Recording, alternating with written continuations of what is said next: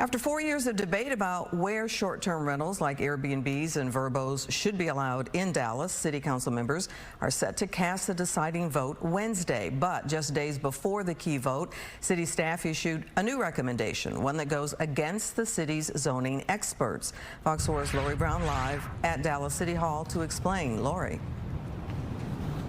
Clarice, a city memo released late Friday says that the city's Planning and Urban Design Department disagrees with the city's Plan Commission and believes that short-term rentals should be allowed everywhere in the city.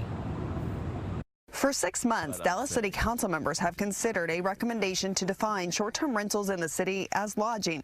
That came from the City Plan Commission, made up of zoning experts like Melissa Kingston, a land use attorney. That leaves a lot of places in the city where you could still operate them, but you would not be able to operate them, for example, in single-family neighborhoods. But last Friday, Dallas City staff weighed in with a different recommendation to allow short-term rentals everywhere in the city, coupled with regulations. And now, at the 11th hour, they've done a 180.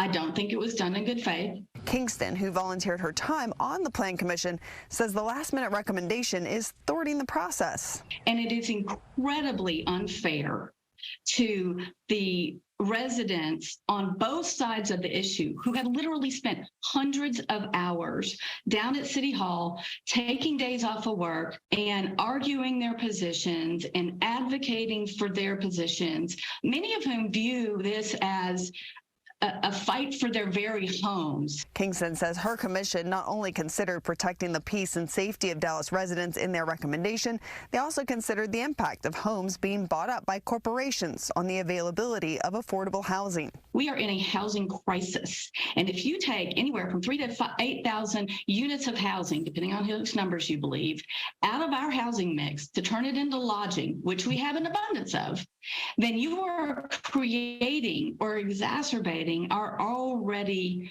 terrible housing problem, and you are increasing the cost of housing. Dallas City Councilman Paul Ridley says the last-minute staff proposal represents a sea change in the debate. Has there been enough opportunity for the public to weigh in on this staff recommendation? No, I don't think there has been. It's important if they wish to register their opinion to provide that opinion to their city council representatives before Wednesday or at the hearing on Wednesday.